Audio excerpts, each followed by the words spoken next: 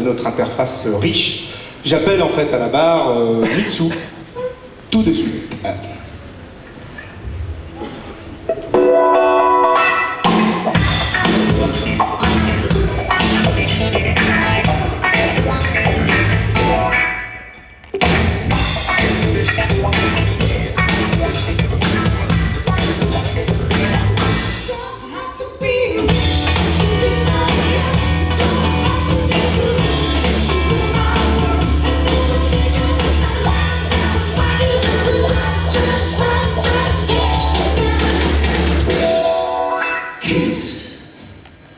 Bien.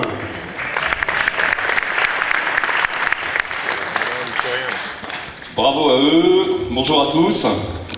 Et puis donc, c'est parti pour 1h30 à peu près de WPF. On vous avait montré les dernières un petit peu de XAML, un petit peu de nouvelles fonctionnalités dans la présentation donc, des fenêtres, des applications sous Windows. Et cette année, ben, on est quasiment prêt. Donc on va faire une session complète sur Windows Presentation Foundation. Un peu comme Pierre vous avez montré tout à l'heure l'évolution symbolique en tout cas d'Office. Ici, eh bien, nous on va parler d'interface graphique et d'interface riche, donc le développement d'applications Windows au sens large. Et puis ici une slide qui encore symbolique qui nous montre un petit peu l'évolution des différents thèmes finalement ben, qu'on a plus ou moins connus avec les différentes versions de Windows. Voilà, donc dans quelques temps une nouvelle version de Windows arrive, Windows Vista. Avec cette nouvelle version, également, une nouvelle interface graphique, des nouvelles possibilités, et puis pour les développeurs, bien, de nouvelles API pour les appréhender. Alors, à l'agenda de cette session, je vais commencer par une introduction. Il y a énormément de concepts. On peut manipuler XAML, on peut trouver que c'est relativement facile, on peut utiliser des designers. Il y a énormément de concepts à comprendre pour le fonctionnement, si on veut bien comprendre en tant que développeur, à la fois les enjeux de développement, de code, et le fonctionnement technique de cette technologie. Donc je vais commencer par une introduction, par faire une définition, et je vais commencer par vous lancer, une fois n'est pas coutume, des démonstrations sans vous montrer le code. Je vais vous lancer des applications toutes faites, il y en a même une vidéo, et pour voir en tout cas la cible de ce qu'on veut atteindre. Donc des applications qui vous donneront des ergonomies que pour le moment on ne connaît pas, et après bien sûr on verra comment on peut développer tout ça. Donc dans la deuxième partie, comment développer avec WPF, on parcourra les principaux concepts techniques qui sont apportés par WPF. On fera de la démo, c'est certainement la partie la plus classique, on va dire DevDev. Et ensuite, je passerai sur comment fonctionne WPF. Donc ça restera technique. Je vais vous expliquer techniquement l'abandon plus ou moins du GDI, le fonctionnement de DirectX, comment tout ça fonctionne et comment c'est intégré dans les OS qu'on a d'aujourd'hui, donc Windows XP, Windows 2003 et Vista. Je vous montrerai ensuite la gamme Expression, puisque une des forces de ce nouveau type de développement, c'est de pouvoir définir des interfaces dans un format portable et partageable avec des personnes qui ne viennent pas forcément du monde du développement, tels que des designers, des ergonomes ou des web designers. Et je finirai par vous montrer une application WinFX plus complète que des démos unitaires qu'on verra tout au long, que j'ai pu réaliser en essayant de mixer un petit peu toutes les nouvelles fonctionnalités que nous apporte WinFX. On finira évidemment par une conclusion. Alors, la définition, Windows Presentation Foundation, c'est deux choses. Bon, je vais essayer de ne pas faire d'abus de langage, je pense que ça viendra rapidement. Certainement un jour on parlera d'application XAML, on comprendra tous ce que ça veut dire. Mais en tout cas, WPF, aujourd'hui c'est deux choses. C'est un ensemble de librairies, .NET, avec du code, qu'on va voir dans Visual Studio. Toute cette partie-là, c'est pour 90% du temps, c'est ce qu'on appellera WPF. Mais c'est basé sur le framework 2, donc ça tourne, c'est du .NET. Mais WPF, c'est également une partie de l'OS. C'est le sous-système graphique, donc juste après le driver, c'est comme le GDI, mais en remplacement du GDI, c'est l'API à laquelle vont s'adresser vos programmes pour créer le rendu à l'écran. Et on verra comment il fonctionne. Donc le but de WPF, c'est d'unifier finalement tout ce fonctionnement graphique qu'on a sous Windows, à la fois pour les formulaires, donc typiquement les applications qu'on a aujourd'hui en Windows Forms, mais également l'affichage des documents, l'impression, la gestion des médias, du son, donc tout ce qui est présentation finalement sous Windows. Voilà, donc je vais commencer par ces fameuses applications, sans vous en montrer le code, et c'est parti donc pour ces premières applications.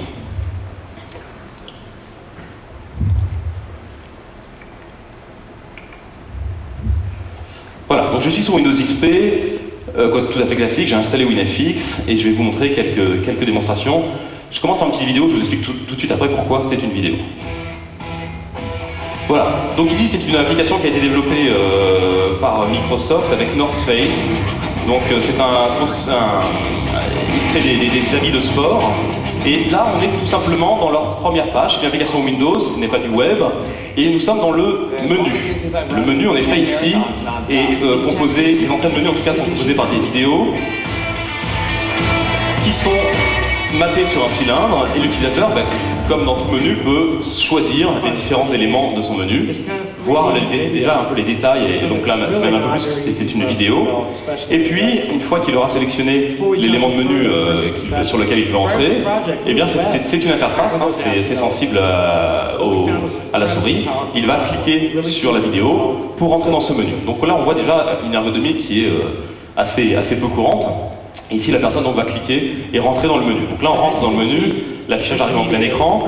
On arrive dans le catalogue donc, de ces fameux vêtements de sport. Et en bas, vous allez voir ici que on a tous les types de vêtements, donc les blousons, les sacs, tout ce que présente le catalogue. On est dans le premier niveau de cette application, donc pour choisir les éléments. Donc là, vous voyez que les éléments arrivent en 3D, avec encore une fois une ergonomie vraiment nouvelle. Les détails arrivent en preview, accompagnés de vidéos sur les différents éléments, et puis on va pouvoir rentrer dans une page encore plus de détails pour rentrer pour voir l'ensemble des fonctionnalités et des attributs de ce vêtement dans le catalogue. Voilà, donc là on arrive sur la dernière page qui vous propose donc la vue en fin de détail de l'élément que vous avez sélectionné.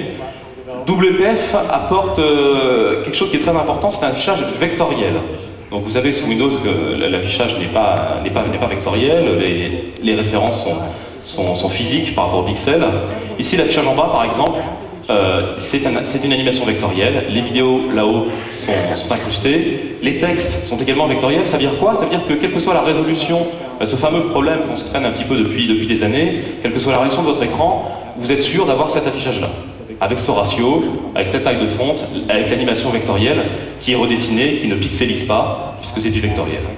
Également ici, la 3D également est intégrée dans WPF, donc on va pouvoir avoir tous les avantages finalement qu'on avait avec DirectX, Dial 3D, tous ces éléments pour dans nos applications de tous les jours.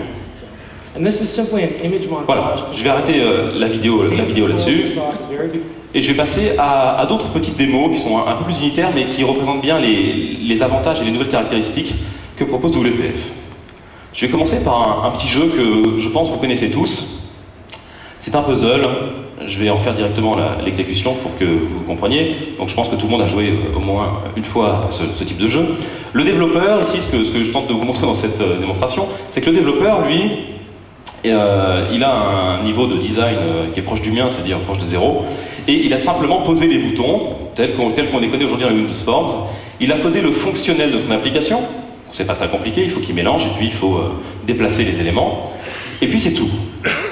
Et ici, grâce à des styles, on va pouvoir changer complètement le comportement, sans avoir à changer le code, on le verra tout à l'heure, de garder exactement le même fonctionnel, mais d'avoir des animations. Et puis évidemment, si je garde le même fonctionnel, je peux là rendre le jeu un petit peu plus compliqué. Et je peux même partir sur une vidéo, pourquoi pas.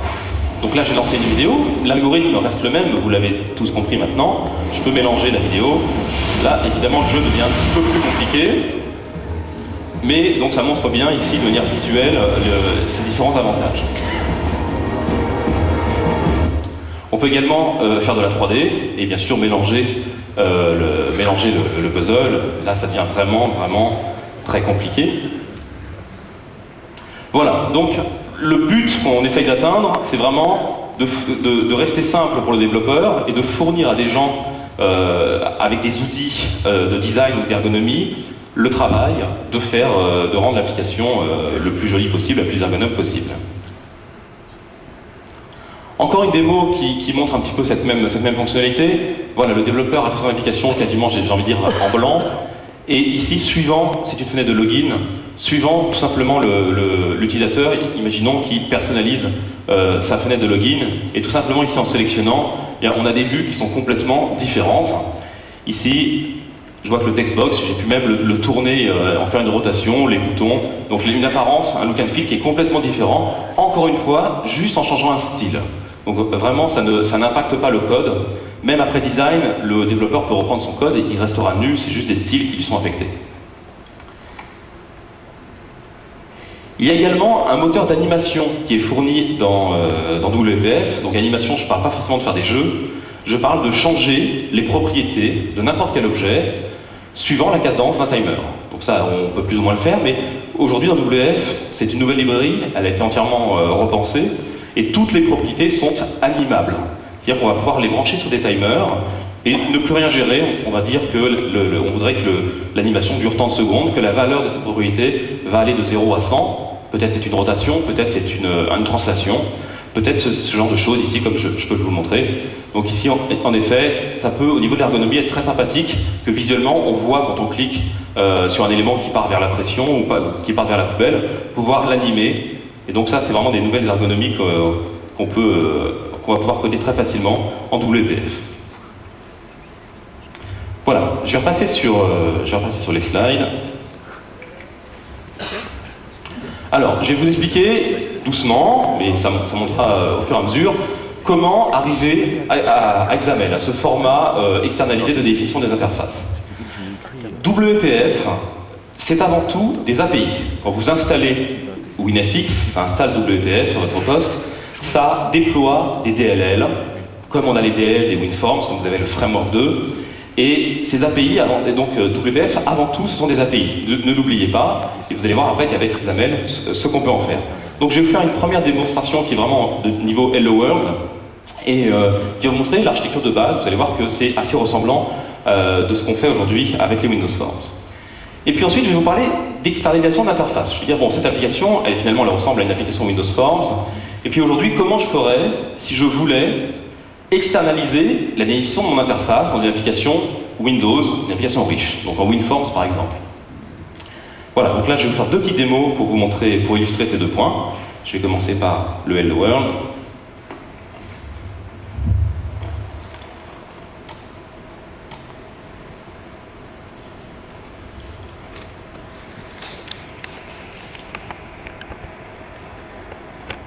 Voilà, donc ici j'hérite une classe Windows 1. Pour ceux qui connaissent les Windows Forms, vous allez voir que c'est assez ressemblant. J'ai décidé de faire une interface assez simple avec un panel, avec un bouton et un textbox. Voilà, j'ai déclaré ces trois éléments. Et puis ici, à la création donc, de ma classe, je vais créer mon panel. Donc, il s'appelle Stack Panel, mais peu importe. Je vais créer un bouton. Je vais affecter le contenu. C'est plus texte, mais c'est content, mais bon, pourquoi pas. Je vais attacher un événement au clic du bouton, donc vraiment quelque chose qu'on fait de manière complètement traditionnelle en Windows Forms. Je vais attacher des parentés graphiques entre les textbox et puis les différents panels. Et enfin, rattacher le tout à ma forme. Et puis ici, sur le clic, je vais brancher tout simplement un événement. Je vais exécuter cette première application. Puis ici, vous voyez que j'ai un bouton. Quand je clique dessus, j'ai le texte qui arrive. Donc, avant tout, j'ai bien utilisé WPF, ce sont des API, d'accord? C'est même très ressemblant à ce qu'on aurait fait avec des Windows Forms. Maintenant, imaginons que je veuille externaliser tout ça. Alors, pour venir vraiment tout doucement, je vais vous dire, imaginons qu'on soit avec une application Windows Forms. Comment on pourrait faire?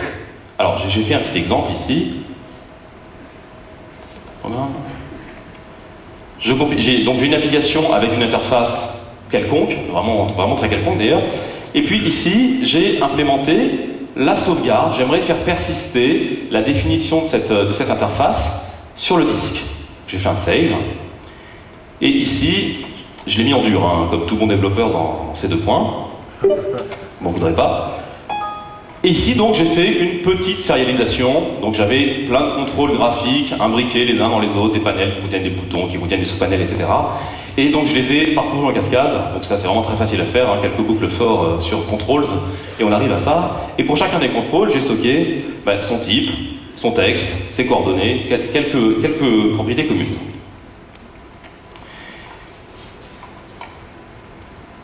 Ici, j'ai fait une deuxième application qui ne connaît rien à la première. Application complètement nue. Et j'ai fait l'inverse. Je lui dis charge-moi ce fichier XML et reconstruis l'ensemble des contrôles par code. Donc il reparcourt le XML, il dit ah un bouton, ok, new button, telle coordonnée, tel texte, etc. Donc voilà, donc, quel est le besoin finalement d'externaliser le code? Aujourd'hui, ça existe déjà, il y a plein de gens qui ont cette problématique. Une problématique simple, ça pourrait être de traduire par exemple. On n'a pas envie de donner tout notre code aux sociétés de traduction. Par contre, voilà, un XML ou une petite base de données, un petit fichier, c'est pratique. On fournit ça à une société qui va nous traduire le texte de l'interface. Eux, ils traduisent en masse, et puis ils nous renvoient ça, et nous, on le réintègre. Donc là, en effet, il peut y avoir des intérêts déjà à externaliser la définition des interfaces. Par contre, ici, moi j'ai un petit problème, j'aimerais évidemment, comme je suis un développeur, j'aimerais quand même coder derrière mes boutons, j'aimerais qu'il y ait des réactions. Donc par exemple, derrière mon bouton, le premier bouton, j'aimerais qu'il se connecte à une méthode myClick. Où est-ce que j'écris cette méthode myClick? Je l'écris évidemment dans forme 1. Donc j'écris cette méthode ici, je vais en copier le nom, je vais lancer l'exécution, je vais retourner sur mon disque C. Ici, je vais éditer mon fichier XML, donc au format complètement maison, hein, vous l'avez compris, et je vais donner le nom de ma méthode, myClick.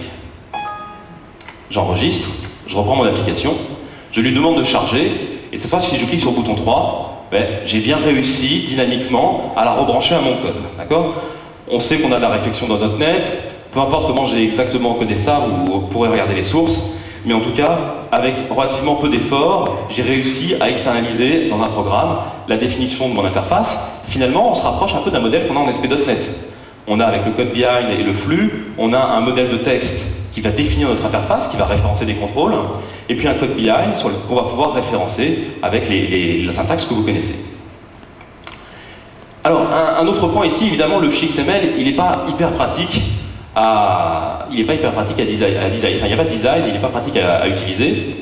Et puis moi, la personne qui traduit, je me dis que si elle a une connaissance contextuelle de la fiche qu'elle est en train de traduire, c'est peut-être mieux, elle va comprendre l'intitulé du bouton.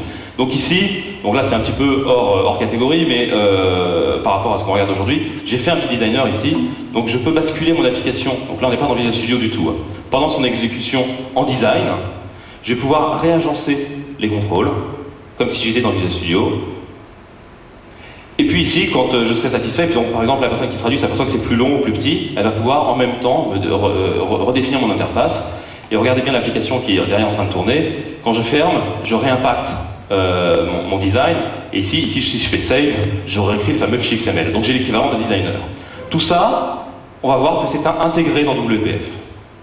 Voilà, donc ça c'était pour cette petite démo ici, donc d'externalisation d'interface. Je rebascule sur mes slides. Son interface, c'est celle qu'on vient de voir. Hello World avec XAML. Alors, on va tout de suite basculer sur la démo avec le XAML et on va enfin voir ce que c'est que XAML. Donc je vais reprendre mon fameux Hello World et puis je vais tout remettre en commentaire. D'accord, j'enlève le code, j'enlève les déclarations. Alors j'ai juste gardé ça quand même. Et puis ici, dans mon application, je vais vous montrer tout à l'heure, j'ai ici une structure de XAML. Donc c'est exactement la même idée, le parallèle que je viens de vous faire avec l'application Windows Forms. Et vous vous souvenez tous des instructions que j'ai pu mettre dans ce Hello World. Je vais réécrire exactement la même chose, mais en XAML. Je vais mettre un stack panel qui va contenir un bouton et un textbox. Le bouton, il a un événement, qui est click, qui va aller vers ma méthode d'événement. Et le textbox, il est nommé name, et il s'appelle text. Voilà. Je réexécute, j'ai tout mis en commentaire à côté code BI. J'ai pas mis de texte en effet dans mon bouton. En tout cas, j'ai pas mis de texte. Dans mon bouton, ici. Ok, et j'ai oublié de décommenter ici. Voilà. Je réexécute. Donc j'arrive exactement à la même interface, mais cette fois vous avez vu que j'ai toute la définition, je ne l'ai pas faite en code, elle n'est pas compilée en dur dans mon application, mais je l'ai faite en XAML. Donc ce fameux fichier externalisé de définition d'interface, en WPF, il est directement intégré. Là en plus on est vraiment dans Visual Studio, donc vous avez vu que c'est associé au projet, ça ressemble énormément à ce qu'on connaît dans le web. On a ici une définition d'interface dans un mode flux, Et puis, de l'autre côté, on a un code behind qui est plus classique, dans lequel on va pouvoir coder. Ici, ce qui est très important par rapport au HTML, de bien comprendre, c'est que c'est une sérialisation et une désérialisation qui est mise en jeu. Tous les tags que vous ouvrez, c'est pas des tags en l'air, ils représentent tous des objets des librairies WPF. D'accord? C'est pas symbolique, c'est vraiment c'est la différence entre juste une définition d'interface et puis un modèle de désérialisation. Donc ici, tous ces éléments, quand j'ouvre un tag stack panel, dans votre tête, il faut que vous disiez, ah, il fait new stack panel, parent égale la racine.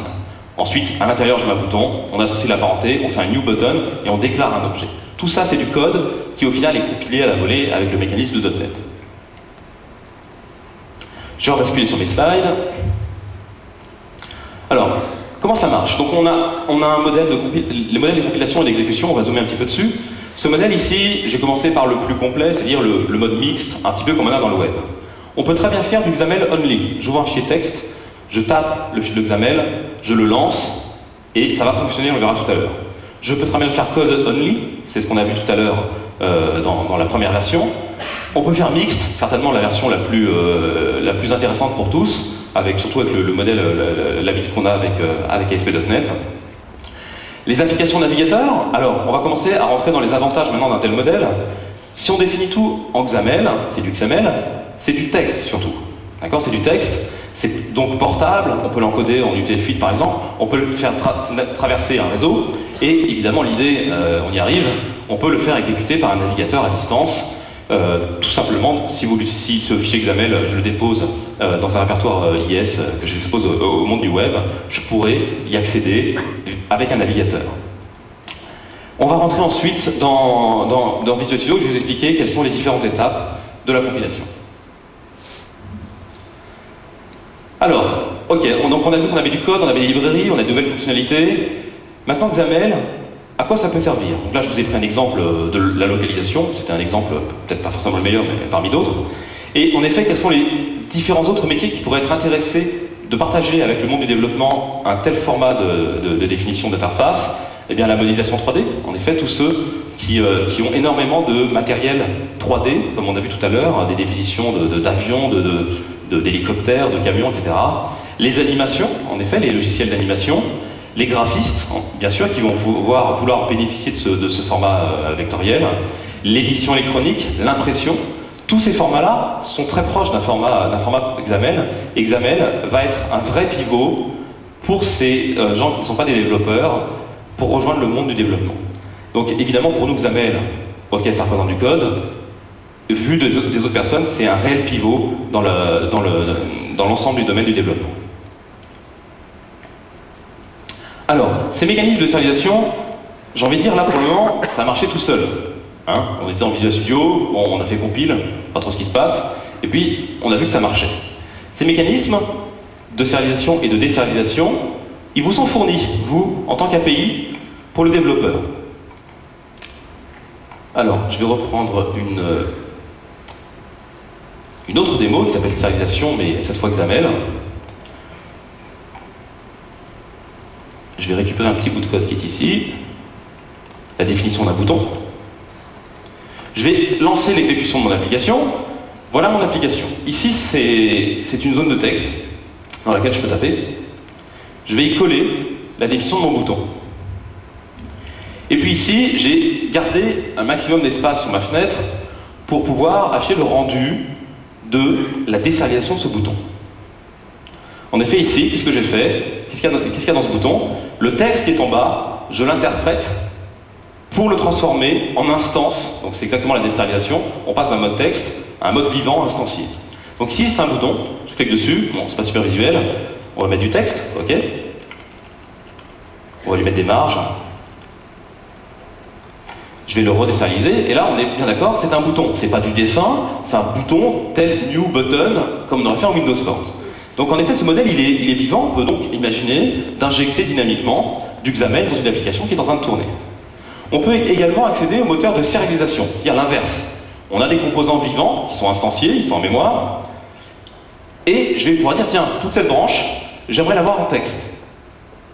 Alors, toute cette branche, moi j'ai pris l'ensemble de l'application. J'ai pris la racine ici, J'ai pris toute l'application, qui est elle-même définie en XAML, et je lui dis, tiens, tu peux me la sérialiser s'il te plaît. Donc là, ça a pris quelques secondes, et en bas, dans tout ce texte ici, j'ai l'ensemble, donc je vais retrouver mes entrées de menu, mon textbox, celui-même dans lequel je suis en train d'écrire, le doc panel, etc. L'ensemble de la définition d'interface de mon application. À nouveau, celle-ci, si je la désérialise, qu'est-ce qui se passe? Je retrouve mon application à l'intérieur de mon propre panel dans lequel je vais visualiser le bouton. Je vais vous montrer le code quand même. Vous allez voir qu'il est extrêmement simple.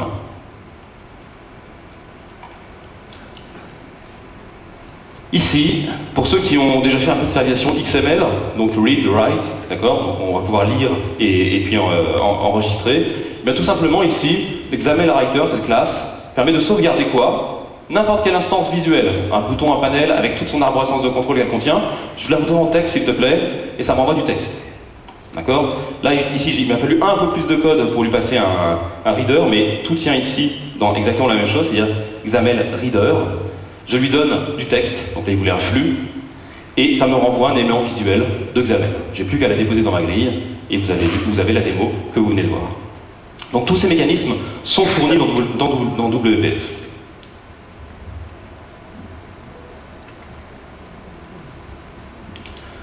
Alors, comment ça marche? Ce modèle de compilation, finalement, le développeur Windows, qui lui est habitué à avoir son designer, on en a un qui arrive, vous inquiétez pas, je vous montre juste après. Maintenant, il se trouve un petit peu comme le développeur web à avoir à fournir deux fichiers, d'accord, deux formats. C'est lui qui choisit, hein, du code classique, C#, VB, des langages .NET, et puis du code en XAML. On va zoomer un peu sur ce qui se passe au moment où on compile. Ici, le fichier XAML, lorsqu'on commence la compilation, génère deux fichiers. Un fichier BAML, et un fichier .g. Ici, le fichier BAML, pour être relativement simple, c'est exactement le XAML, mais en binaire. Okay, pour aller plus vite, pour prendre moins de place dans l'exécutable, et ensuite, au moment de cette génération ici, ça permet de faire des tests de syntaxe, tout ce qui peut vérifier, toutes les erreurs qu'on aurait pu mettre dans le XAML, il les vérifie au moment de la compilation, ce qui est une bonne chose. Ici, ce fichier .g va venir se fusionner avec le code behind, le code partiel, donc c'est exactement la même technologie qu'en web, sauf que ce fichier, cette fois-ci, on va le voir. En web, quand on ouvre des tags et qu'on les nomme, ça crée des variables. Dans le code behind, vous pouvez les utiliser. Mais ce code-là, vous ne le voyez jamais, il reste dans du flux. Dans ce modèle-là, ça passe par un fichier de génération. Donc vous pouvez aller le voir, et c'est lui qui va déclarer ces différents éléments. Donc il vient se fusionner avec la classe partielle. Ça reste une application Windows comme les autres. On peut ajouter différentes ressources, des images dans votre exécutable, et la compilation crée le fruit de la compilation, donc crée un fichier .exe. On va bien sûr lancer cet exécutable, et à l'exécution, qu'est-ce qui va se passer? Le constructeur de votre forme principale va récupérer les informations qui sont dans ressources, donc l'équivalent du XAML, qui est pour lui la définition d'interface, et donc grâce à ces informations, on va entièrement reconstruire votre interface. Donc voilà, on a un modèle mix qui ressemble à la fois au modèle ASP, et puis ici le Initialize Component, qui est très proche de ce qu'on a aujourd'hui en Windows Forms. Alors, on va rentrer un petit peu dans le code, je vais vous montrer, maintenant qu'on a vu un petit peu les premiers concepts, surtout là, jusque-là on a vu comment arriver jusqu'à XAML, je vais vous montrer maintenant l'ensemble, rapidement, des richesses des fameuses librairies de WPF. On va voir que le modèle, en lui-même, est extrêmement bien conçu dans le sens où tout ce qui est fonctionnel et présentation est déjà entièrement scindé dans les librairies de WPF. Les fameuses templates sont d'une puissance quasiment infinie, on peut tout modifier à volonté. Donc le but c'est vraiment de capitaliser sur un comportement et non un rendu. Aujourd'hui, en Windows Forms ou d'autres langages de type GDI, quand on veut, à base de composants, comme les Windows Forms, très souvent quand on veut personnaliser un composant, on est obligé de faire de l'objet. On va dériver un composant lisse qui n'est pas complètement satisfaisant, dans lequel on va rajouter des fonctionnalités. On va dériver d'un textbox pour rajouter un bouton qui est à l'intérieur, pour appeler une calculatrice par exemple. Eh bien, on va voir qu'avec XAML, on n'a quasiment jamais besoin, grâce au template, de dériver de composants. Donc on va pouvoir styler juste les composants, mais finalement on le gardera en tant que listbox ou en tant que textbox, le composant simple. On va voir donc les templates et les styles dans cette démo tout de suite.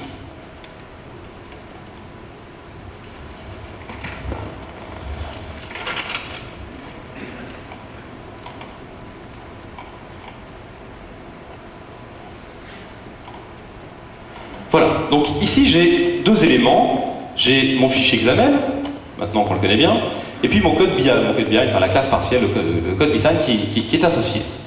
Ici, il y a pas mal d'éléments, on va vous inquiétez pas, on va les regarder. Je vais juste vous demander de zoomer sur cette ligne-là. C'est un listbox. Le listbox, je pense que tout le monde connaît. Il est placé dans mon application. Et pour le moment, j'ai rien touché à son comportement. Je l'ai associé ici à une collection de chaînes de caractères. Et bien tout simplement, il les affiche avec un listbox, comme on le connaît tous aujourd'hui. Ici, je vais vous montrer juste un petit peu le code d'initialisation, il n'y a pas grand-chose. J'ai fait ici une liste dynamique de chaînes de caractères dans laquelle j'ai stocké des différents chemins vers des images. J'ai associé ma collection à la source de mon listbox et c'est tout. Ok, pour le moment, juste là, ça fonctionne. Je vais revenir sur cette notion de template qui est extrêmement importante dans WPF. Et donc, à l'intérieur de mon listbox, ici, je vais décommenter ça.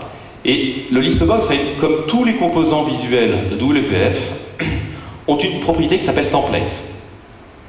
La personne qui a développé le listbox, je ne la connais pas, elle a développé le fonctionnel du listbox. On s'écharpe, VB, peu importe, dans un langage .NET. Elle a codé, c'est quoi le fonctionnel du listbox, c'est quoi? C'est gérer une collection d'éléments, items, add, remove, index of, clear, etc. Et de définir un élément comme élément sélectionné. Voilà, ça c'est le fonctionnel du listbox. Maintenant, après, il a fallu coder son apparence. Là, vous avez vu qu'il y a une apparence par défaut, un scrollbox, l'élément sélectionné, et les différents éléments. Eh bien, la personne qui a développé ce listbox n'a pas codé en dur, en C#, par exemple, ce rendu, il l'a mis en XAML dans la propriété template. Donc, libre à vous, quand vous voulez, de venir écraser ce rendu. C'est ce que je vais faire ici. Dans le listbox.template, je vais rajouter un bouton qui contient un checkbox avec cette chaîne de caractères. Je vais exécuter. Vous vous souvenez de la précédente exécution, j'avais un listbox avec mes éléments. C'est toujours mon listbox. La classe qui est instanciée et qui est visuelle à l'écran, c'est ma classe listbox.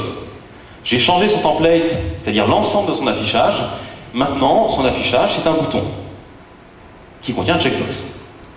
Alors là, évidemment, le fonctionnel du listbox, même s'il fonctionne derrière, visuellement, on n'a pas une grande satisfaction. Donc on va continuer. Je vais évidemment remettre en commentaire cette fonctionnalité qui était importante, que j'ai volontairement un peu exagérée. Et on va continuer cette démonstration.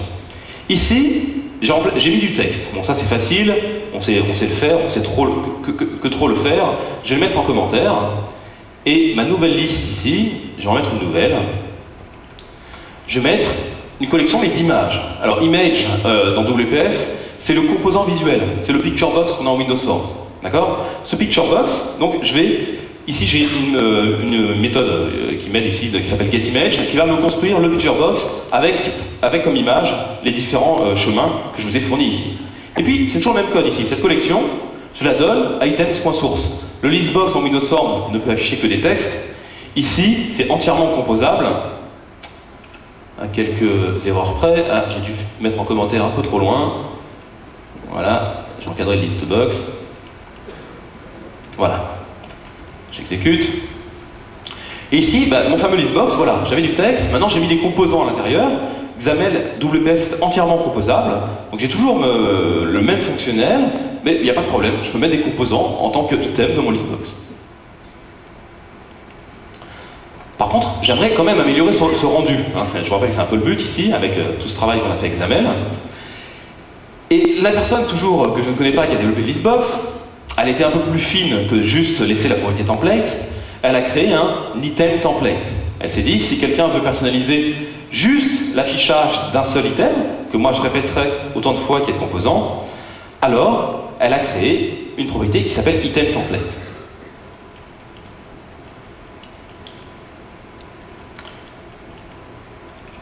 Je la décommente, donc je l'insère ici dans ma listbox. J'aurais très bien pu la mettre ici en mode déployé, ici comme le template. Par contre, ce mode-là, il est sympa, mais si jamais je veux réutiliser dans une autre listbox ce même comportement, je ne peux pas le factoriser puisque tout est défini ici en dur à l'intérieur de mon tag listbox. Donc tout simplement ici, je l'ai mis en ressource plus haut dans mon application indexé par un nom, comme ça il sera partageable par plusieurs listbox. Donc je définis une template. La template, elle est définie un peu plus haut ici, elle s'appelle data template. Et c'est quoi? C'est du visuel XAML. Donc j'ai dit, à la place d'avoir ton rendu par défaut, moi j'aimerais quelque chose de plus joli. J'aimerais par exemple une grille qui contient un rectangle, et puis j'aimerais mettre par-dessus mon image un reflet un petit peu, un reflet blanc pour que ça fasse un petit peu un flash. Et puis que ce soit pas sur toute la zone mais avec un gradient. Je vais lancer pour voir tout de suite le résultat. Voilà, donc ça c'est les modifs que j'ai fait tout à l'heure, que j'aurais pas dû faire.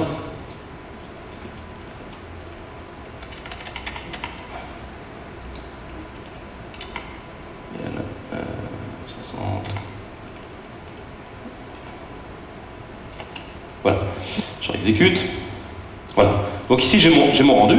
En effet, j'ai pu changer, grâce à ce item template, l'affichage de base de mes éléments. Ok, ben ça marche bien, je suis content. Sauf que là, j'aimerais quand même exploiter les valeurs de base, mes fameuses images. Donc j'ai vu que la technologie template fonctionnait bien, j'ai bien remplacé l'affichage, le template a bien été appelé autant de fois que j'avais d'éléments, par contre j'ai plus mon élément. Et là on va commencer à rentrer dans des mécanismes de binding. Le data binding, vous le connaissez sous les Windows Forms, vous le connaissez en web, et bien ici il existe dans une version encore plus élaborée, que je vais vous montrer ici. En effet, dans ma grille, sous mon rectangle, j'aimerais insérer le contrôle de base. Le contrôle de base, ben, c'est mon item, c'est l'élément. Donc je définis une syntaxe de binding, les bindings sont définis dans des chaînes de caractères mais avec des accolades, et je vais prendre la valeur elle-même. Point, ce sera mon composant image. Je réexécute, donc c'est un moteur template, hein, il va être appelé n fois en fournissant à chaque fois l'item courant, et puis ici, ben, je retrouve mon élément. Voilà, c'est là que je vais enlever ça, là, que je trouve plus joli. Voilà, donc je répète mon élément, et vous voyez que sur chacune des images, j'ai cette transparence, un petit halo blanc qui vient se superposer, et j'ai une bordure blanche qui encadre mon élément, et je le trouve un peu, et puis surtout j'ai un peu espacé les images, parce que je trouve ça plus joli de les voir espacées. Voilà, donc j'ai pu créer tout ça avec mes templates. Les templates, ça ne s'adresse que au rendu. D'accord? C'est juste pour transformer, remplacer le rendu de base et le composer à l'infini. Si on veut faire plus, si on veut changer d'autres propriétés que juste l'affichage, un comportement, une animation, d'autres propriétés, il y a quelque chose de beaucoup plus puissant, ce sont les styles. Le mieux, ce sera bien sûr de composer les deux. Ici, je vais vous en montrer la syntaxe, et là, les parallèles seront assez faciles à faire avec ceux du monde du web. Je vais associer un style, donc c'est encore une fois une propriété de tous les composants WPF. Je l'ai encore une fois défini en ressources. Et ici, mon style, le voilà. Vous allez voir qu'ici, les styles, bien qu'on soit toujours en texte, je vous rappelle encore une fois, c'est l'énorme avantage de WPF, on reste binaire. Tout ça, ça va être compilé en binaire. Si jamais il y a une erreur, ça s'arrête à la compilation. Et ici, les styles sont typés. Je lui dis que je vise un type listbox. Ici, je ne pourrais faire des accesseurs que sur les propriétés du listbox. D'accord? Si jamais ma propriété ici n'existe pas dans le listbox, je suis arrêté à la compilation.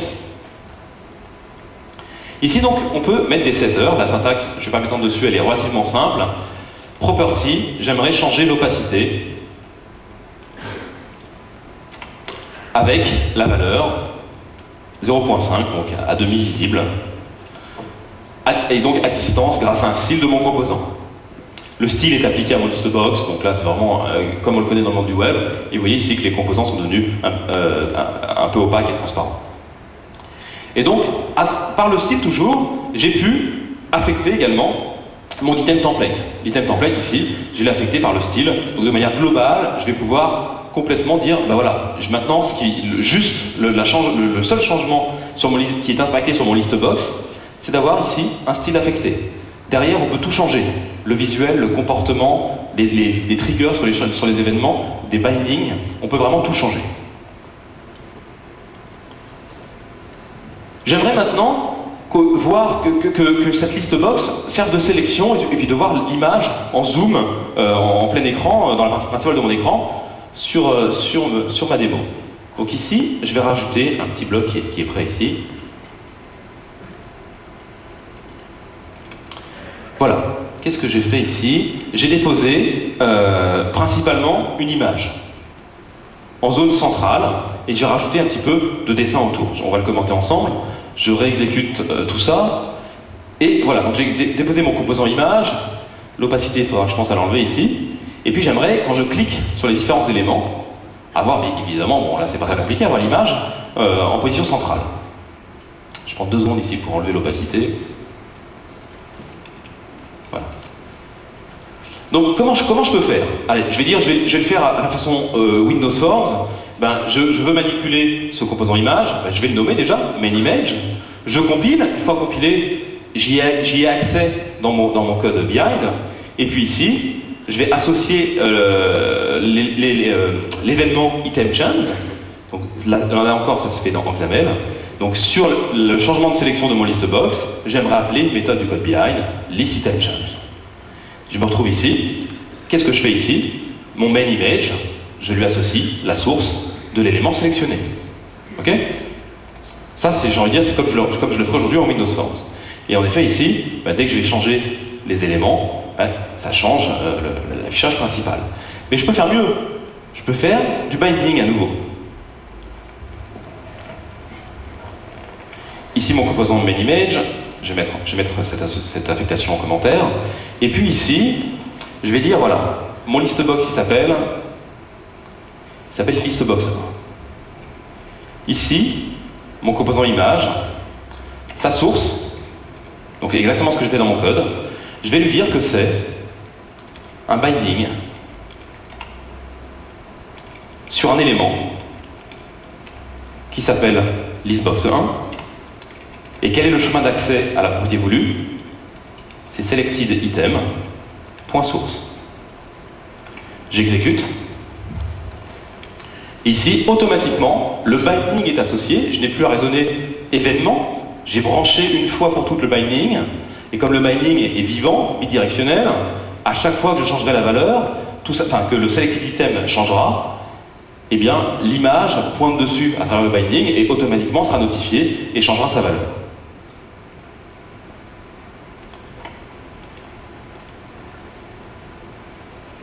Je vais rajouter un petit élément ici, pour ceux qui sont vraiment au fond de la salle et qui ne voient pas beaucoup, je vous ai parlé de vectoriel.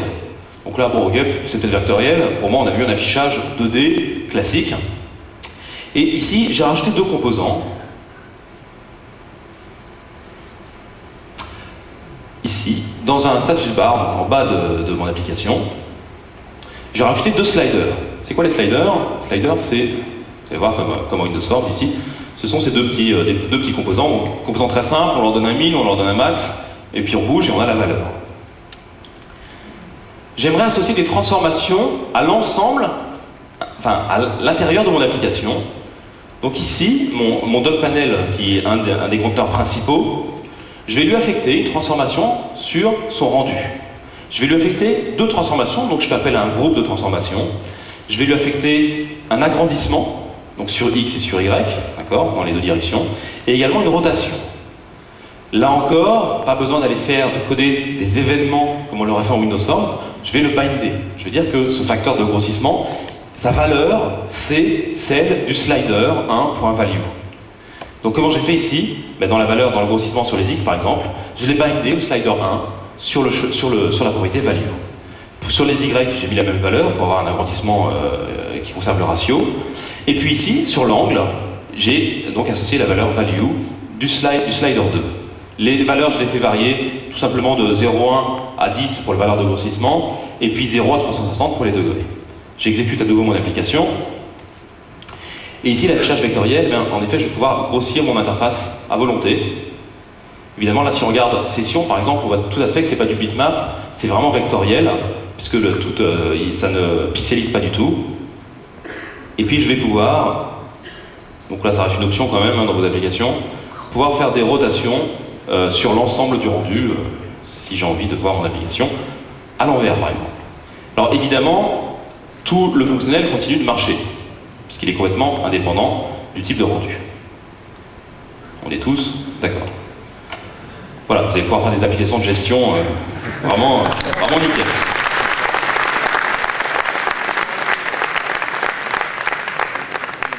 Je vous ai également parlé d'un moteur d'animation.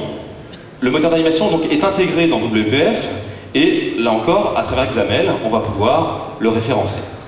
J'aimerais, lorsque je clique sur mes fameuses images, au lieu qu'elles arrivent comme ça directement sur l'affichage central, qu'il y ait un petit fondu, d'accord? Donc c'est quelque chose de pas méchant, qu'on est habitué à voir dans certains logiciels.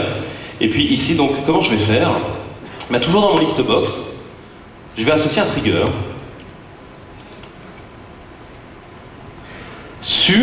qui va se brancher sur l'événement Selection Changed. Encore une fois, le même que celui-ci.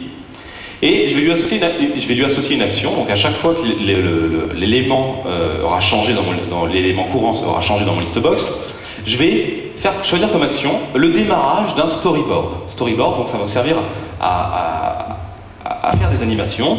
Le storyboard, je l'ai défini dans mon XAML, donc vous avez remarqué que ça fait un bout de temps que je n'ai pas été dans le code behind. J'arrive à définir vraiment énormément de choses entièrement en XAML. J'ai défini donc ici mon storyboard. Il contient une double animation. Je vous ai dit que le but donc, du moteur d'animation, c'est d'animer des propriétés d'objets. Double animation anime des types double. D'accord? Le type numérique double. Integer, double, bon, c'est bon.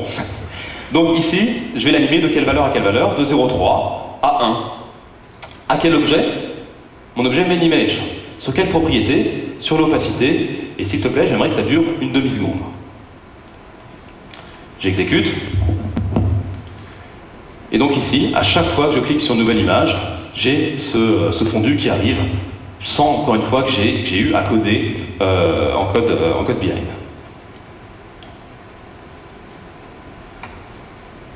Voilà, je repasse sur les slides et sur une phase à nouveau, quelques explications que j'ai à vous donner. Donc là, on a vu comment développer avec WPF, une partie un petit peu technique dans laquelle on est entré dans certaines fonctionnalités. En tout cas, je vous ai donné à mon goût les plus importantes que je pouvais vous donner aujourd'hui. On a vu le binding. Le binding, j'ai appelé ça le binding universel parce que cette fois-ci, il a vraiment été fusionné pour faire un maximum de choses. Il y a le binding sur objet, tel qu'on l'avait. Il y a le binding entre contrôles WPF, qui est beaucoup plus puissant que ce qu'on avait en Windows Forms. Il y a le binding sur des données XML, sur des ressources, sur des templates, comme on a pu le voir avec l'image. Donc vraiment, on va pouvoir se binder sur tout et n'importe quoi. Et l'énorme avantage du binding, c'est que le modèle est vivant. Après, on n'a plus à se demander et qu'est-ce qui se passe. On n'a plus à raisonner événement avec le binding. Le modèle est entièrement vivant. Un petit point sur les documents XPS. Pierre en a parlé dans sa partie Office. Il a exposé largement le format. XPS, en tout cas, ce que je voulais rajouter, c'est que XPS utilise WPF pour afficher le rendu de ces documents. D'accord? Donc les documents WPF utilisent cette technologie pour s'afficher à l'écran. Alors maintenant quelques explications ici sur le fonctionnement technique de ces moteurs. Je vais boire un petit coup parce que je vais pas mal parler. Donc intégration de WPF par Vista, Windows XP, il y a Windows 2003 aussi que j'ai oublié de mettre. Là, on a vu la partie librairie, on a vu Visual Studio, comment on pouvait coder, et puis la partie non visible, la partie système graphique. Comment ça s'intègre? Je vous ai parlé de DirectX, de Direct 3D, de certains éléments qui n'avaient plus de GDI, mais sous Vista, est-ce que le GDI fonctionne? Vous avez peut-être un tas de questions que vous vous posez. DirectX, qu'est-ce qu'il vient faire là-dedans? Donc on va voir, je vais vous expliquer ici comment tout ça fonctionne. Juste un petit mot, je n'ai pas de démo actuelle, enfin, pas de démo satisfaisante en tout cas à vous montrer aujourd'hui. On est en train de développer WPF/E pour Everywhere. Encore une fois, l'avantage d'avoir un format texte dans du XML, on a vu qu'il y avait plein d'avantages, ça va être de pouvoir s'exécuter ailleurs que sur Windows. En effet, ici, les prérequis d'exécution, c'est WinFX, qui est basé sur le framework 2, autant dire que ça marche que sous Windows. L'idée qui pourrait vous animer par exemple, c'est de se dire, tiens, ce week-end, ce fichier XML, moi, sans avoir WinFX, je pourrais redévelopper un moteur de rendu qui exploite ce XML et qui génère un rendu. WPF/E, c'est exactement ce qu'on est en train de fournir. Ce sont des librairies, par exemple pour Macintosh, ou bien pour les environnements portables, donc des mobiles, style Pocket PC ou smartphone, des d'autres moteurs que WinFX qui vont générer le rendu d'applications WPF. L'idée donc est la suivante, on fournit maintenant des applications dont les interfaces sont définies en texte. Ça marche de manière optimum avec WinFX et l'ensemble des plateformes qu'il supporte. Et sur les autres plateformes, on peut très bien imaginer faire des moteurs de rendu peut-être de qualité inférieure. Par exemple, sur mon smartphone, je n'aurai ni la transparence ni la 3D. Mais si mon application, sans que je la retouche, j'ai les textbox que je peux saisir et que je peux valider, si elle est déjà fonctionnelle, bah, ça peut être pas mal, déjà au niveau de la portabilité. Donc voilà pour WPF/E. Dans les mois à venir, je pense qu'on aura des choses beaucoup plus intéressantes à vous montrer. Donc un petit point sur l'architecture. Pour le moment, on a vu toute cette partie ici. Donc la souris, c'est pas idéal, mais en tout cas, on n'a pas vu la partie verte ici, la verte un peu fluo. Cette partie, c'est le moteur de rendu. C'est le sous-système graphique de l'OS. Cette partie-là, elle n'est pas écrite en .NET. Elle est écrite en C, c'est du natif. Ça s'appuie sur DirectX, ça gère l'affichage. Et toute la partie que pour le moment, moi, je vous ai montrée, c'est la partie librairie ici. Elle est entièrement en .NET, ça s'appuie sur le framework 2, qui est ici. Et il va y avoir communication à un moment entre les deux. On va zoomer un petit peu sur ce fonctionnement. Le listbox, encore une fois, je vous ai dit qu'il avait un template, c'est-à-dire un affichage de base. L'affichage de base d'un listbox, c'est quoi? Pas rentrer dans 100 000 détails. Il y a un scroll viewer, en effet, on peut avoir un scroll quand l'affichage dépasse du contrôle, qui contient un stack panel qui va pouvoir empiler les différentes valeurs. Peu importe, on finit, peu importe les composants de haut niveau comme le listbox que vous allez utiliser, on a compris que XAML c'était composable à l'infini. À la fin, on va arriver à un composant WPF qui va générer un rendu.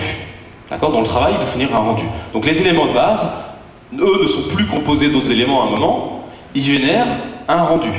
Ils génèrent une petite structure qui va définir leur rendu, mais qui ne va pas la dessiner. Une ligne, par exemple, sa structure, ce sera x1, y1, x2, y2, la couleur du trait. Donc ici, on va se retrouver avec une autre arborescence, une arborescence d'informations de dessin. En effet, ici, donc, encore une fois, quels que soient les composants de haut niveau que vous utilisez, le travail d'une application WPF, c'est de fournir des méta-informations de dessin, mais pas de dessiner. Donc ici, on a à peu près l'équivalent d'un Windows Metafile, un fichier WMF, pour ceux qui se souviennent de ce que c'est. Donc on a des méta-informations de dessin, et puis qu'est-ce qui va se passer?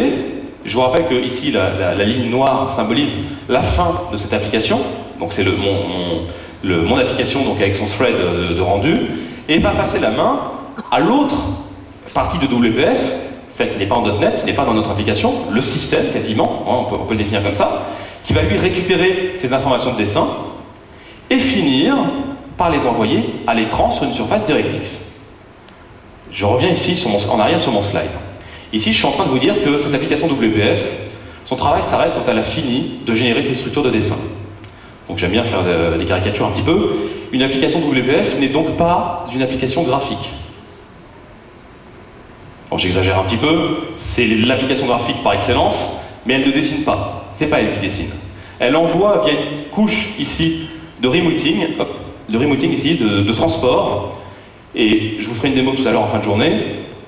Elle envoie donc à l'OS les instructions de dessin, et c'est l'OS qui dessine. Premier impact pour vous dans vos applications, la fenêtre n'est jamais figée.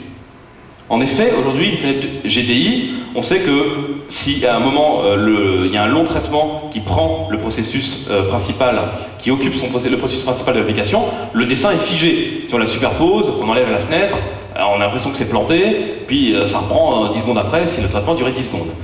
Ici, avec WPF, c'est jamais vrai. L'interface pourrait peut-être être figée dans le sens où elle ne changera plus, mais c'est pas notre application qui dessine.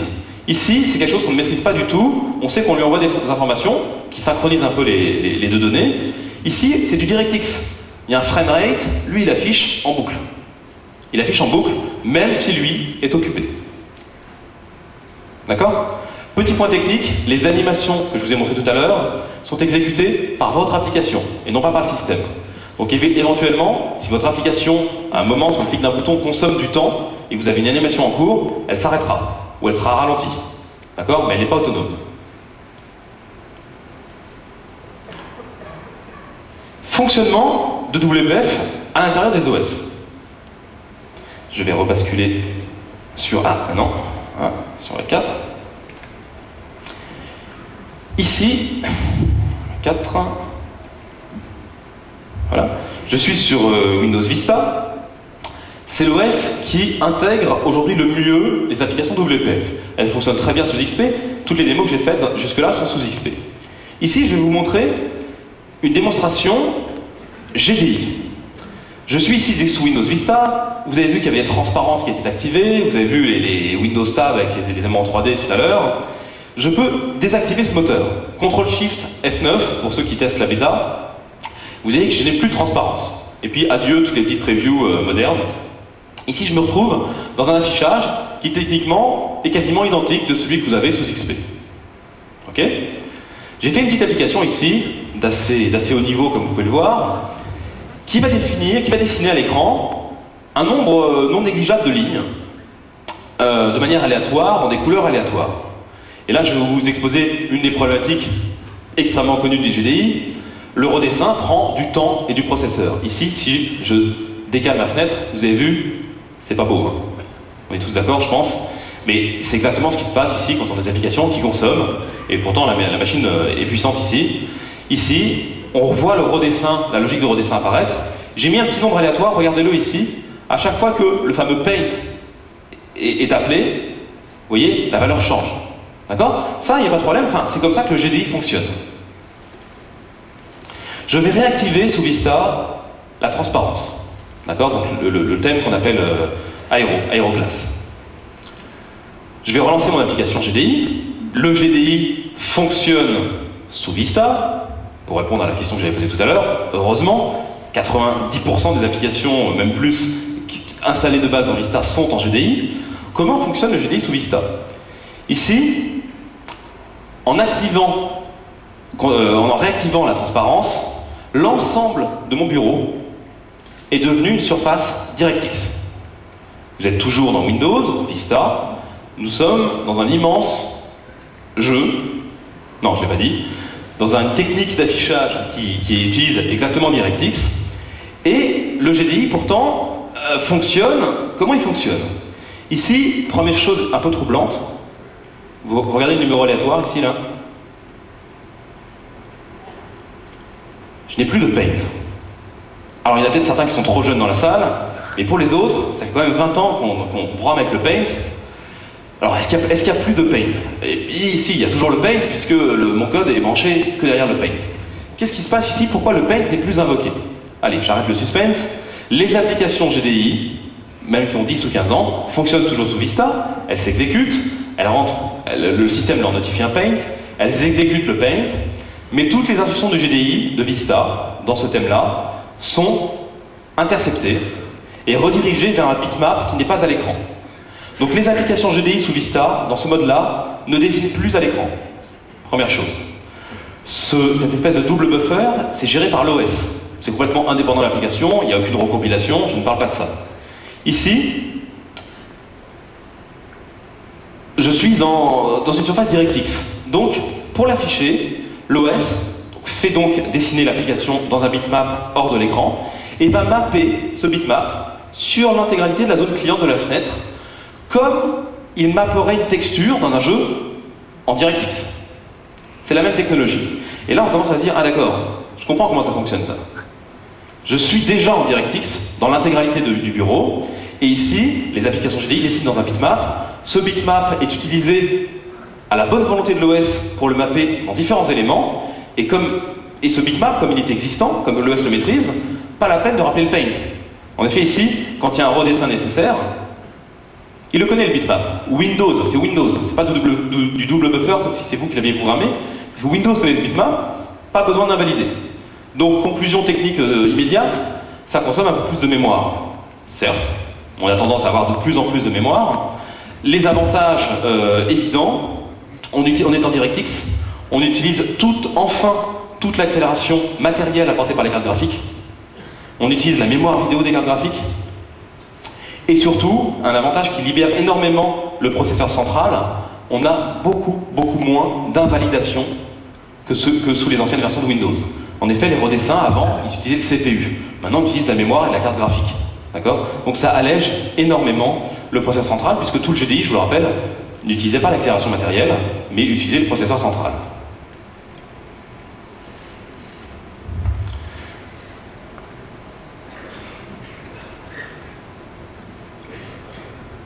Je rebascule sur mes slides, le bouton est un peu... Ah non, c'est moi qui suis un peu... Voilà, je rebascule sur mes slides. Voilà, donc on est... la suite donc, des démonstrations, la gamme expression. Je vous ai parlé de l'avantage de ce fichier, des fameux fichiers XAML, de l'externalisation de la définition d'interface. Et ici, eh bien, nous sortons, Microsoft, une nouvelle gamme de logiciels qui s'appelle Expression. Il y a 3 produits qui sortent, qui s'appellent Graphic Designer, Interactive Designer et Web Designer.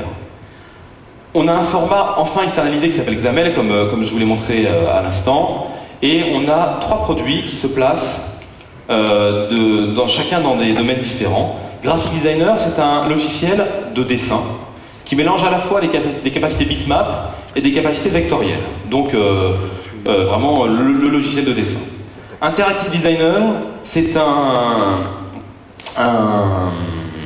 logiciel de design, d'ergonomie, à la fois, j'ai envie de dire, pour les designers, développeurs ergonomes. Peut-être une nouvelle race de développeurs parmi nous. On va voir à quoi ressemble ce produit. Et puis Web Designer qui n'est pas encore sorti, dont on n'a pas de bêta aujourd'hui, donc je le cite, mais je ne pourrai pas vous le montrer. Ici, je vous rappelle l'intérêt encore transverse de XAML. Ici, les accolades des boards sont mal cadrées, c'est fait exprès. Donc ici, on peut voir que XAML, c'est le pivot entre tous les métiers, d'accord ? Le métier du graphiste, qui lui ne connaît absolument rien aux impacts et aux contraintes du développement, qui lui va designer. Donc il va utiliser par exemple un produit comme Graphic Designer. Le designer WPF, qui aura quand même une certaine connaissance des librairies, en tout cas, des boutons, des scrollbox, ce genre de choses, même s'il ne va pas coder le fonctionnel. Il va pouvoir les designer et les placer sur une surface de design. Donc, idéalement, ce qu'on aimerait voir dans Visual Studio. Et puis, l'intégrateur qui, lui, va récupérer ces éléments et va faire la conception logicielle de notre application. Donc voilà ces 3 produits. Je vous en fais une démo tout de suite, avec une démo de Graphic Designer et une démo d'Interactive Designer. J'essaie de ne pas me tromper cette fois-ci, je vais sur la 3. Je repasse ici. Je vais commencer par Graphic Designer. Donc Graphic Designer, c'est un logiciel de dessin. Voilà. Je vais créer un nouveau document. J'ai le choix entre des couches, soit bitmap, soit vectoriel. Donc on va prendre vectoriel dans notre cas. Logiciel de dessin, assez classique. Enfin, assez classique, il y a quand même des fonctionnalités un peu sympas. Par exemple, je peux faire une ligne. Voilà, là, je pense que j'ai atteint mes capacités de design maximum. Je vais pouvoir associer du texte sur cette ligne. Et je vais dire bonjour à tous. Déjà, vous voyez que le texte arrive à suivre la ligne. Moi, ce que j'aime bien ici, c'est la sélection. Je la trouve vraiment sympa. Et puis, je vais pouvoir associer, par exemple, un gradient sur le dessin de mes fontes. Voilà. Donc, j'ai fait un design. Voilà, j'ai fini. J'aimerais intégrer ça maintenant dans mes applications. Je vais pouvoir stocker ça, bien sûr, dans un format propriétaire de Graphic Designer, mais je vais pouvoir surtout l'exporter en XAML. Ici, on fait bien du vectoriel, hein, donc comme des éléments comme on fait avec Illustrator, par exemple. Donc ici, si je reprends les éléments, voilà, si je veux regarder un petit point, par exemple, donc c'est tout à fait vectoriel, hein, c'est pas un bitmap qui est déposé en dur sur ma surface de dessin. Ici, je ne vais pas le sauver, je vais l'exporter surtout, c'est ça qui m'intéresse, dans un format qui s'appelle XAML et que désormais on connaît. Je vais écraser celui que j'ai sur mon bureau, je vais le mettre dans un canvas. Et ici, j'ai mon test.xaml. Je le lance. Alors, on va essayer de définir ce que ça veut dire je le lance. Et vous le voyez à l'écran. Vous êtes bluffé un petit peu, non? Non? Non? Bon, ok. Je vais vous expliquer ce qui est bluffant. En effet, là, vous êtes rentré dans... J'étais dans un logiciel. On a quitté le monde du développement. Je pense que tout le monde a quitté le monde du développement. J'ai fait save d'un document. Et puis ici, je le visualise, c'est extrêmement naturel pour tout le monde.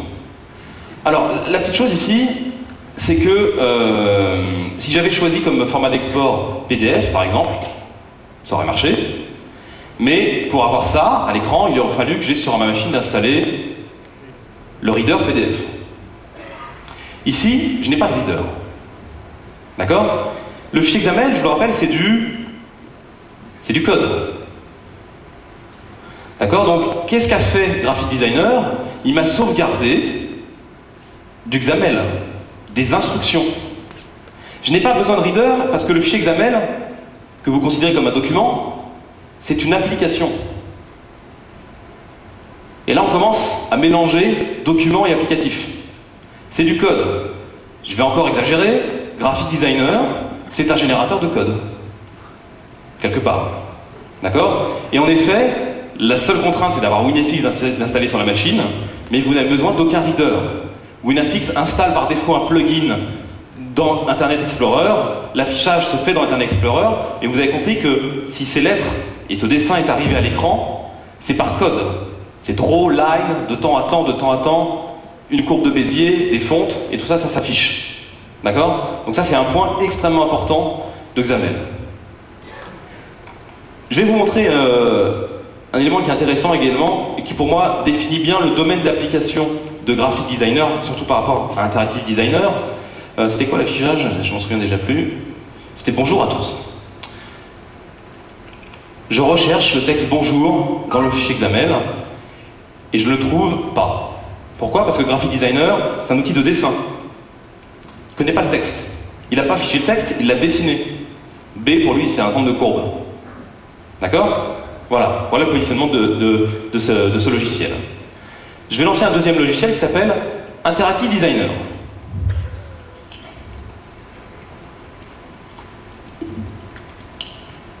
Interactive Designer, donc le voici, c'est la plus grosse application WPF fournie aujourd'hui par Microsoft. Donc je vous la présente. L'application donc elle-même est écrite en WPF. Je vous ai parlé de vectoriel tout à l'heure ici. En effet, je vais pouvoir, à volonté, suivant les capacités que j'ai de mon écran, sélectionner un espace de travail customisable. Ici, mon designer également ici, je peux le manipuler et le définir. J'ai donc ici une surface de design, et contrairement à Graphic Designer, ici je suis dans un outil qui connaît bien WPF. Il connaît bien WPF, il connaît bien ses librairies, il connaît bien ses formats de projet, et c'est vraiment, le but c'est de travailler en collaboration ici avec un développeur. Ici, par exemple, dans librairie, j'ai l'ensemble des librairies au sens .NET, donc quasiment là c'est la toolbox qu'on a dans Visual Studio. Donc je vais pouvoir par exemple prendre un bouton et le déposer sur mon écran. Par quoi je commence? Ce bouton, je vais pouvoir ici, dans ces événements, lui ajouter un événement, d'accord? Sur le clic. Sur quelle méthode? Toto, ça me paraît bien. Si je valide, je vais où là? Je suis dans un designer. Voilà, je me retrouve dans un source. D'accord? Je suis dans un source, Toto. Ici, il faut que je code. Si vous voulez voir du XPS, c'en est ici.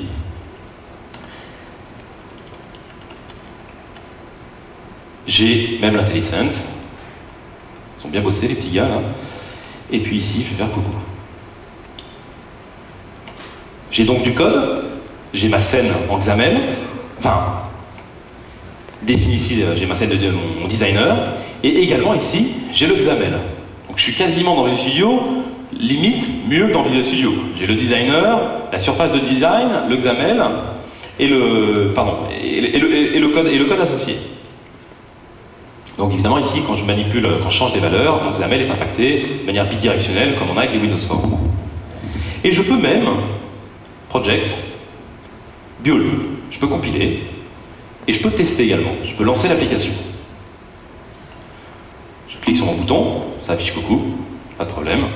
Donc je vais rentrer un petit peu dans les fonctionnalités, dans la manipulation donc, de ce designer. Et puis je vais dire par exemple ici que sur le onloaded, j'ai un storyboard ici, en seconde 0. Mon bouton, je vais le positionner ici. Et puis au bout de 4 secondes par exemple, j'aimerais qu'il soit ici. J'aimerais qu'il ait Ouais, pourquoi pas. Qu'il ait tourné également. Je vais l'agrandir. Puis j'aimerais ici que, dans son apparence, son fond soit un dégradé. Voilà. Et je vais pouvoir tester tout de suite mon animation. Tout ça, ça génère le XAML, comme je vous l'ai montré tout à l'heure, begin storyboard, le storyboard défini, etc. Et je vais pouvoir toujours tester mon application de manière autonome. D'accord? Et puis bien sûr, ici, j'ai raté. Pendant l'animation, je peux cliquer sur mon bouton, bien sûr sans problème, pour pouvoir afficher cela. Je vous ai parlé également 3D, je ne vous en ai pas montré jusque-là. Je vais pouvoir ajouter des éléments, par exemple, ici, allez, un beau coucher de soleil, ici, j'ai rajouté cet élément dans mon projet. Je vais pouvoir l'associer ici dans un composant image. Et ce composant image, je vais pouvoir le transformer en image 3D. L'image 3D, c'est quoi? Ce composant, je vais dire, tiens, par exemple, j'aimerais le placer d'une certaine manière. D'accord? Donc tout ça, donc là, c'est du DirectX, hein, l'affichage, donc ça va utiliser, encore une fois, les capacités de la carte graphique, l'accélération 3D, le rendu en 3D, etc., de manière complètement native à WPF. Donc ici, voilà, donc ce qu'on peut faire assez rapidement. Le XAML, ce qui est extrêmement intéressant ici dans cet outil, c'est que le format de fichier, de projet, pardon, c'est exactement celui de Visual Studio. C'est un CSproj en sauvegarde, donc vous pouvez très bien fournir aux designers d'Interactive Designer votre solution entière. Le projet tel que vous l'avez écrit, vous avez fait une interface en blanc, vous avez posé des boutons, vous vous êtes assuré que ça fonctionnait, qu'il y avait de la sécurité, etc. Vous l'avez testé, vous fournissez entièrement ce projet à quelqu'un qui utilise Interactive Designer, il l'ouvre dans ce format-là, il va pouvoir définir tout ça en ressources, en template, tout ce qu'il veut, et puis vous rendre ensuite cette solution complètement redesignée. Donc voilà un produit qui est vraiment très intéressant.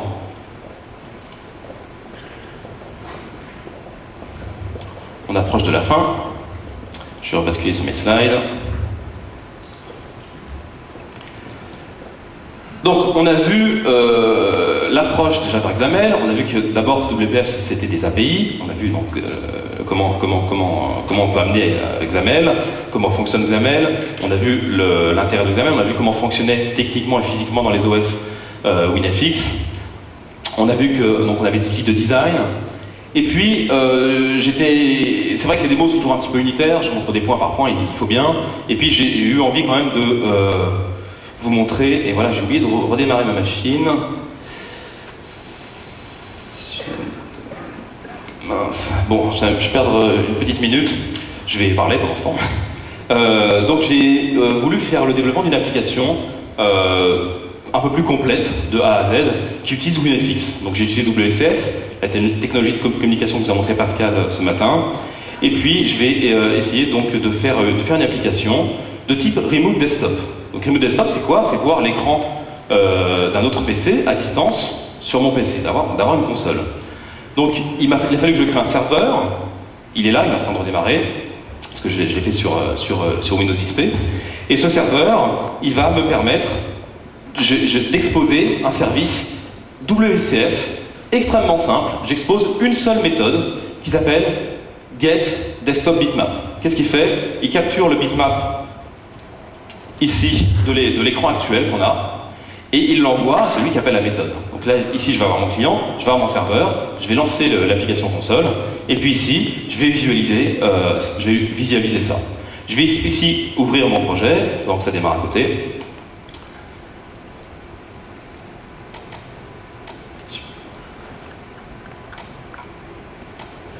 Et puis, hop.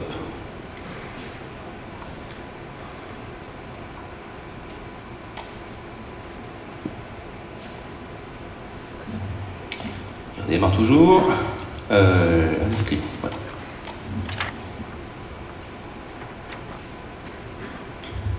Voilà, donc j'ai commencé par le faire. Techniquement, je vais voir si ça marche. En Windows Forms, je suis assez à l'aise, donc je me suis dit, je vais d'abord le faire en Windows Forms. Toujours avec WCF, comme technologie de communication, pour voir comment ça fonctionne. Donc j'ai créé ici donc le client du serveur qui est toujours en train de démarrer, qui va arriver.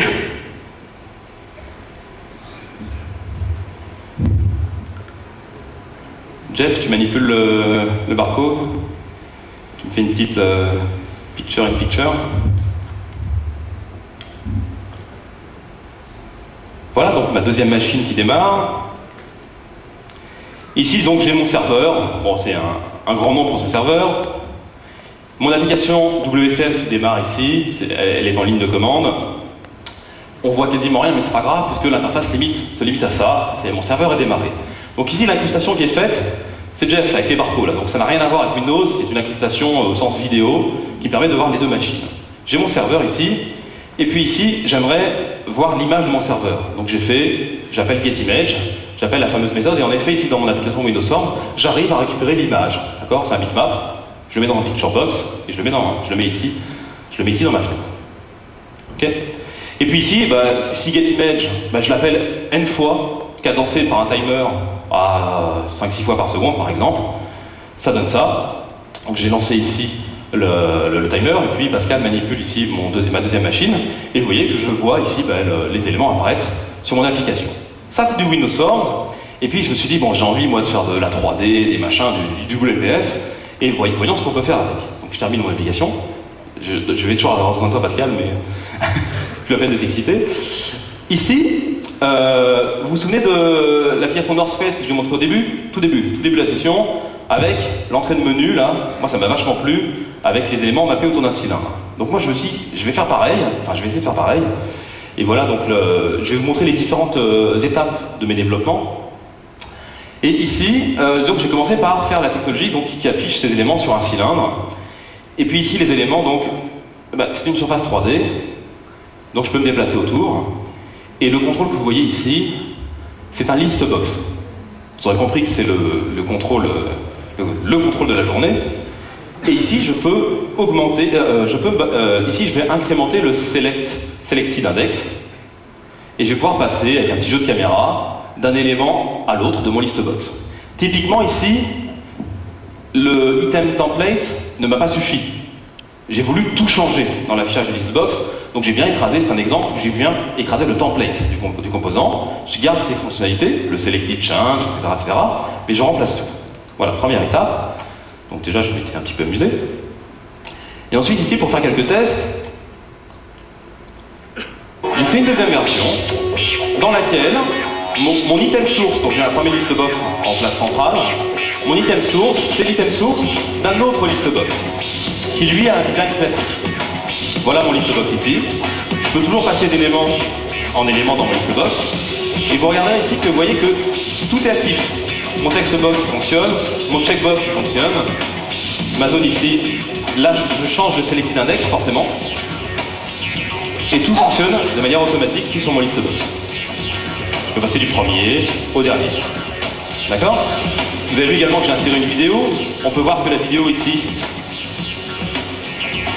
elle est correctement mappée à l'envers. Tout ça fonctionne avec ce qu'on peut faire aujourd'hui en DirectX, mais sans en faire avec WPF. Et puis, j'arrive à la finalité de mon application. Des mots applications aussi, je fais très bien. Application 1. Voilà, je suis ici, mon application se connecte au serveur qui est à côté, et j'ai abandonné mon idée de cylindre, et j'ai préféré garder les éléments de face. D'accord? Donc je garde les éléments de face, et ici, Pascal est toujours en train de manipuler mon application à côté. C'est une texture, c'est plus une bitmap, c'est une texture qui est mappée sur un environnement 3D, et ici, moi le but de mon application, c'est de me servir comme de console qui piloterait plusieurs écrans pour surveiller leur comportement. Et puis ici, donc, je peux passer d'élément en élément. J'ai toujours ma vidéo qui fonctionne dans la 3D. Et puis, le dernier élément que j'ai pu styler grâce à WPF, c'est le menu. Le menu gris en haut, tout ça, j'en avais marre. Donc j'ai fait un menu qui ressemble à ça. Je l'ai fait apparaître un petit peu comme dans un jeu. Les contrôles sont des contrôles extrêmement classiques. Volontairement, j'ai déposé un listbox. Ici, vous avez un textbox. Vous mettez l'URL d'une machine auquel se connecter. Je m'y connecte. Je sélectionne l'élément. Je peux le supprimer. Tout ça, c'est du code extrêmement simple à faire, avec une visualisation, bien sûr, ici, qui a rien à voir avec ce qu'on a habituellement en Windows Store.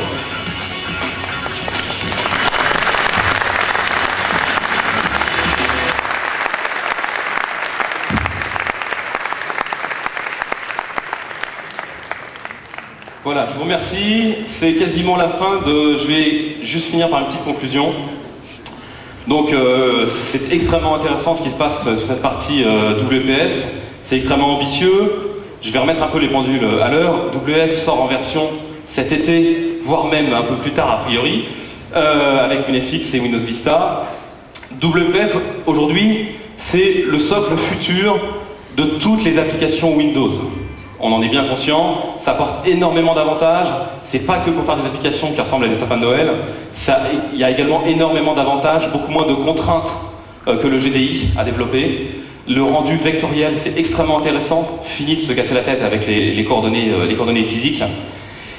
Par contre, c'est pas encore complètement prêt et ça apporte pas tous les avantages d'autres technologies. Aujourd'hui, ce que je suis en train de vous dire, c'est que les Windows Form restent la technologie de référence basée sur le framework .NET qui fonctionne sur un maximum de versions de Windows aujourd'hui. DirectX également reste la technologie de référence pour tous les développements de jeux, d'applications graphiques avancées. Là, je vous ai montré certaines fonctionnalités d'affichage 2D, d'affichage 3D que certains d'entre vous connaissent dans DirectX. On n'est encore vraiment pas prêt de couvrir l'ensemble des fonctionnalités de DirectX comme Direct Input, Direct Play. Il y a énormément de choses dans DirectX qui ne sont pas encore implémentées dans WPF, mais assurément, c'est l'avenir en tout cas de cette technologie. Encore un tout petit point avant de lâcher la musique. Si vous voulez en voir plus, vous savez que sur Paris, donc vous avez la chance d'y être a priori, on organise tous les mercredis des sessions plus ou moins avancées ou plus ou moins spécialisées dans telle ou telle techno. Et donc la date n'est pas encore définie, mais on va planifier ça très rapidement. Surveillez mon blog en tout cas, je vous annoncerai ça assez rapidement pour vous dire la date d'une session plus avancée sur WPF pour voir plus en détail l'ensemble des éléments qu'on a vus aujourd'hui. Merci à tous, je vous redonne la main.